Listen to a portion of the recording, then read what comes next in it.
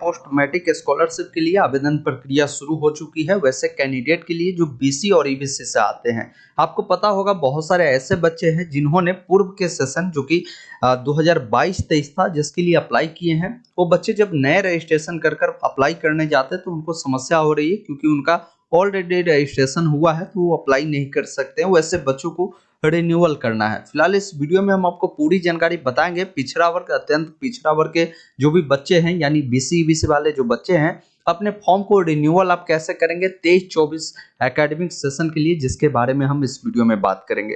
Video अगर आपको पसंद आए तो इसे लाइक शेयर जरूर करें और चैनल पे नए हैं तो सब्सक्राइब करें। आने वाली सारी अपडेट की जानकारी आपको मिलती रहेगी। अभी भी बहुत सारी समस्या आपको होगी रिन्यूअल करने को लेकर, उन तमाम समस्या का हम आपको समाधान बताएंगे और क्या अभी करना है उसकी जानकारी देंगे, क्योंकि आप में से काफी सारे बच्चों का कमेंट इतना आ रहे हैं रिन्यूअल के ऊपर वीडियो लाइए, इसलिए इस वीडियो में आपके कुछ डाउट को क्लियर करने आए हैं। और रिन्यूअल के लिए लिंक एक्टिव हुआ है लेकिन कहीं ना कहीं आपको समस्या अभी भी होगी। तो आइए जानते हैं कैसे इसके लिए आप अप्लाई करेंगे। अप्लाई करने के लिए सबसे पहले गूगल ओपन करना है, टाइप करना है ऑनलाइन अपडेट एसटीएम। आपके सामने first website online update stm.in का मिलेगा, जिसपे आपको आना है और यहाँ पर Bihar post matric scholarship 2023 apply link मिलता है, जिसके सामने आपको क्लिक करना है और नीचे आप आएंगे तो यहाँ पर इससे जुड़ी बहुत सारी जानकारी हमने आपको दिया है, जैसे पैसा आपको कितना मिलता है, कैसे अप्लाई कर सकते हैं, वीडियो का लिंक मिलेगा। अगर आप नए रजिस्ट्रेशन करना चाहते हैं तो यहाँ से डायरेक्ट आप अप्लाई कर सकते हैं वीडियो को देखकर। यहाँ पर हम बात कर रहे हैं जो पूर्व में रजिस्ट्रेशन किए हैं उनको क्या करना है, तो यहाँ पर एक लॉगिन का ऑप्शन मिलता है। आप सिंपली लॉगिन वाले विकल्प पर क्लिक करेंगे। लॉगिन वाले विकल्प पर क्लिक करेंगे तो यहाँ पर देखेंगे एक ऑप्शन मिलता है login for already registered student for BC 22-23 या 23-24। मतलब कि अगर आप पहले से इस पर रजिस्टर्ड है तो आप डायरेक्ट लॉगिन कर सकते हैं इस वाले ऑप्शन पर क्लिक करके। अब यहाँ पर देखिए लॉगिन करने के लिए दो चीजों की आवश्यकता है। बहुत सारे ऐसे बच्चे हैं जिनको नहीं तो यूजर आईडी मालूम है और नहीं पासवर्ड मालूम है, तो आपको घबराना नहीं है। यहाँ पर देखिए आप चाहे तो अपना यूजर आईडी फॉरगेट कर सकते हैं। इस फॉरगेट वाले विकल्प पर क्लिक करके अपना आधार नंबर कैप्चा कोड डालकर सेंड वाले विकल्प पर क्लिक करेंगे, आपके नंबर पर आपका यूजर आईडी भेज दिया जाएगा। वही अगर आपको पासवर्ड नहीं पता तो पासवर्ड फॉरगेट वाले विकल्प पर क्लिक करेंगे तो पासवर्ड फॉरगेट करने के लिए अपना यूजर आईडी, मोबाइल का लास्ट 4 डिजिट, आधार का लास्ट 4 डिजिट, अपना डेट ऑफ बर्थ कैप्चा को डालकर सेंड करेंगे, ये भी आपको प्राप्त हो जाएगा। तो ये दोनों जानकारी को आप यहाँ से प्राप्त कर लेंगे। फिर अपना यूजर आईडी,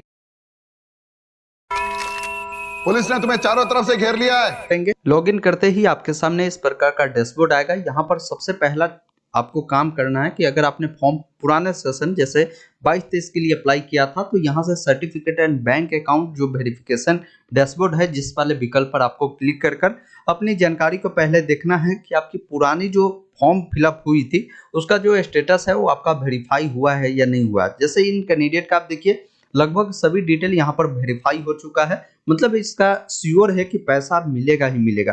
तो अगर आपका कोई भी डिटेल रिजेक्ट हो चुका होगा तो फिर अभी आपको नए एकेडमिक ईयर के लिए अप्लाई करने का हो सकता है लिंक आपको ना दिया जाए। जिनका ये सारा डिटेल वेरीफाई है तो इनमें आपको कोई अपडेट करने की आवश्यकता नहीं है।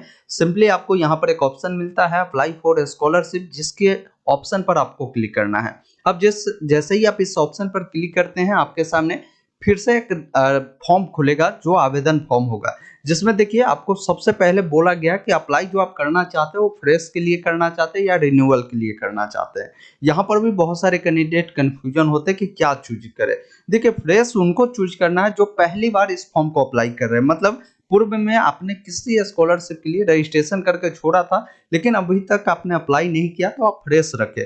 अगर आपने पूर्व में कोई भी स्कॉलरशिप का लाभ ले चुका है आप सिंपली रिन्यूअल वाले ऑप्शन पर आकर उसे रिन्यूअल करें। जैसा अगर मान लीजिए पुराने साल में आपने 11th के लिए अप्लाई किया था, इस बार 12th में चला गया तो आप रिन्यूअल करें। ऐसे ही बीए में गया था आपने अप्लाई किया था, इस बार पार्ट 2 में गए हैं, पार्ट 3 में गए तो ऐसे स्थिति में आपको रिन्यूअल करना है। अब यहाँ से एकेडमिक ईयर वाले ऑप्शन पर आपको क्लिक करना है और आपको 23-24 आपको चुनना है। यहाँ पर आपकी स्टेटस हमेशा एक्टिव वाले पर ही क्लिक रहने देना है, यहाँ पर कहीं भी छेड़छाड़ नहीं करना है। जैसे ही आप यहाँ पर चूज करते हैं इस प्रकार थोड़ा सा पेज लोडिंग लेगा। अब यहाँ पर आपको इंस्टीट्यूट स्टेट पूछा गया, क्योंकि हमने पहले क्लियर किया था आपको पुराने वीडियो में कि ये जो अब अपडेट आई है इसके तहत बिहार से अगर आप पढ़ाई करते हैं तभी आप अप्लाई कर सकते हैं। तो आपके इंस्टीट्यूट किस राज्य में है तो बिहार होगा, तो बिहार आपको यहाँ से चूज करना है। उसके बाद देखिए इंस्टीट्यूट की डिस्ट्रिक्ट पूछी जाती है, आपकी जो इंस्टीट्यूट है किस जिला में है, यहाँ से आप अपना जिला का नाम चूज करेंगे। उस जिला को चूज करने के बाद उसका ब्लॉक बताएंगे और यहाँ से आप थोड़ा सा वेट करेंगे, देखेंगे आपके सामने नया एरर देखने को मिलेगा जिसमें क्लियर लिखा हुआ है कि no any course register in this college in this academic year. मतलब कि ये जो नए एकेडमिक आपकी ईयर 23-24 के लिए जो फॉर्म फिलअप की प्रक्रिया स्टार्ट की गई है, इसके लिए अभी रिन्यूअल के लिए आपके जो कॉलेज है किसी भी प्रकार का कोई कोर्स इसमें अभी ऐड नहीं किया गया है। तो ऐसे स्थिति में आपको इंतजार करना है, ये ध्यान रखेंगे। उसके बाद देखिए अब आगे क्या क्या भरना होगा। अभी ये एरर आ रहा है, ये एरर जल्दी सॉर्ट आउट हो जाएगा 2-3 दिनों में। सभी कॉलेज यहाँ पर क्या करेंगे, अपने कोर्स को अपडेट करेंगे तो फिर आपको ये एरर हट जाएगा। अब आपको यहाँ से अपना कोर्स का नाम चुनेंगे, जैसे जो कोर्स आप करते हैं बीए बीएससी बीकॉम के तहत जो भी कोर्स है, या आप आईटीआई करते हैं या आप 11th-12th के हैं तो उसकी जानकारी चूज करेंगे। और ये जो इन्फॉर्मेशन है ये इंस्टीट्यूट द्वारा प्रोवाइड की जाती है, तो ये ऑटोमेटिक आपको फील्ड देखने को मिलता है। ये जो इन्फॉर्मेशन है बताया गया कि स्टूडेंट के द्वारा ये भरे जाएंगे।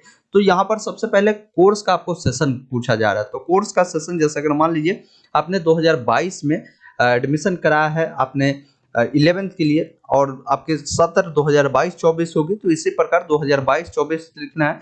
अगर मान लीजिए आप ग्रेजुएशन 2022 में नामांकन कराया है, आपकी सत्र 2022 से 25 है, तो 2022-25 यानी अपना सेशन बताएंगे। यहाँ पर बताया गया है कि डेट आपको बताना है कि उस कोर्स के लिए आपने नामांकन कब करवाया था।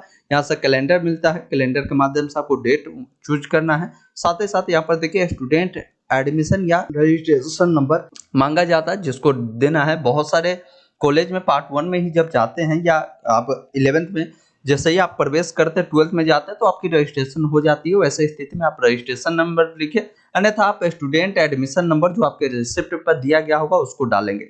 ईयर जो आपकी होगी किस ईयर में है, पार्ट 1, पार्ट 2, पार्ट 3 या 11th में होंगे तो पार्ट 1 या अब 12th में होंगे पार्ट 2, इस प्रकार आप चयन करेंगे। उसके बाद डेट ऑफ एडमिशन आपको बताना है 23-24 एकेडमिक ईयर के लिए आपने कब एडमिशन लिया था। जैसे अगर मान लीजिए आप ग्रेजुएशन में होंगे, पार्ट 1 में रहे होंगे, पार्ट 2 में गए हैं, तो पार्ट 2 के लिए आपकी नामांकन कब हुई है वो डेट आप यहाँ पर बताएंगे। इस अनुसार आप 11th में रहे होंगे, 12th में प्रवेश किए तो कब प्रवेश किए वो डेट आप बताएंगे। साथ ही साथ क्लास और सेक्शन बताना है आपको। देखेंगे मोड ऑफ स्टडी बताना है, तो यहाँ से हमेशा रेगुलर को ही चॉइस आपको करना है। उसके बाद जो भी आपकी फी आपने पे किया था, यहाँ पर बताया गया कि फी पेड बाई आपकी होगी किस ईयर में है, पार्ट 1, पार्ट 2, पार्ट 3 या 11th में होंगे तो पार्ट 1 या अब 12th में होंगे पार्ट 2, इस प्रकार आप चयन करेंगे। उसके बाद डेट ऑफ एडमिशन आपको बताना है 23-24 एकेडमिक ईयर के लिए आपने कब एडमिशन लिया था। मान लीजिए आप ग्रेजुएशन में होंगे, पार्ट 1 में रहे होंगे, पार्ट 2 में गए हैं, तो पार्ट 2 के लिए आपकी नामांकन कब हुई है वो डेट आप यहाँ पर बताएंगे। इस अनुसार आप 11th में रहे होंगे, 12th में प्रवेश किए तो कब प्रवेश किए वो डेट आप बताएंगे। साथ ही साथ क्लास और सेक्शन बताना है आपको। देखेंगे मोड ऑफ स्टडी बताना है, तो यहाँ से हमेशा रेगुलर को ही चॉइस आपको करना है। उसके बाद जो भी आपकी फी आपने पे किया था, यहाँ पर बताया गया कि फी पेड बाई स्टूडेंट द्वारा जो भी पेमेंट किया गया था, जो आपके फी स्ट्रक्चर पे होगी उसकी जानकारी आप बताएंगे। साथ ही साथ कॉलेज का क्या फी है वो आपको यहाँ पर देखेंगे। कॉलेज का यहाँ पर ऑटोमेटिक फी आ जाता है, वो देखने को मिल जाएगा, इसको आप यहाँ पर बताएंगे। फिर आपको नीचे आना है, हॉस्टल की फैसिलिटी लेते हैं तो इस करें, अन्यथा नो वाले विकल्प पर क्लिक करें। अब यहाँ पर पूछी जाती है कि qualify last exam as per exam जो क्रेडिट सिस्टम होती है, जिसमें आपके नंबर बढ़ाकर आपको पास किया जाता है लास्ट एग्जाम। अगर इस प्रकार आपने पास किया होगा तो इस करें, अन्यथा नो वाले विकल्प पर क्लिक करें। आप किस प्रकार के स्टूडेंट है, पुअरेस्ट है या अदर है, आप उसकी जानकारी आप यहाँ से चुनेंगे। उसके बाद देखिए प्रीवियस कोर्स की जो जानकारी है उसको आपको फिल करनी होगी। जैसे प्रीवियस आपकी जो भी कोर्स रही होगी, यहाँ पर कई सारे कोर्स मिलता है। जैसे हो सकता है आप 10th पहले पास किया है तब आप 11th में एडमिशन करा हो, या हो सकता है आपने 12th पास किया हो फिर आप ग्रेजुएशन के लिए आपने अप्लाई किया हो, तो वो आप अपने अनुसार कई सारे आपको ऑप्शन दिए गए हैं उसको चूज करेंगे और उसकी जानकारी जो कि आपकी पुराने जो प्रीवियस कोर्स रही होगी उसके बारे में बतानी है। जैसे जो बच्चे 11th में होंगे तो 10th पास किए होंगे, तो यहाँ पर देखिए आपके चाहे 12th में भी होंगे तो आपका लास्ट एग्जाम 10th ही होगा। 10th यहाँ से चूज करेंगे, आप अपना बोर्ड कब आपने पास किया है, साथ ही साथ कोर्स आपने कंप्लीट कर लिया है तो यहाँ पर प्रेस करें, क्या परसेंटेज था उसकी जानकारी देंगे। इस तीनों बॉक्स पर आपको क्या करना है, इस प्रकार टिक करना है और यहाँ से क्या करना है, नेक्स्ट वाले विकल्प पर क्लिक करना है। उसके बाद आपको कुछ डॉक्यूमेंट अपलोड करना होगा, जिसमें आपकी जातीय आवासीय आय होगी, आपकी फी स्ट्रक्चर होगी, बोनाफाइड होगी, उससे आपको अपलोड करना है। नेक्स्ट करने पर भी आगे की डिटेल नहीं फिल हो पा रही, क्योंकि आप जान रहे हैं यहाँ पर अभी कोर्स जो है शामिल नहीं किए गए 23-24 के लिए। तो 1-2 दिनों में ये आपको ऑप्शन मिलेगा। यही अभी एक हीडर चल रही है। अब आपका जो है रिन्यूअल के लिए लिंक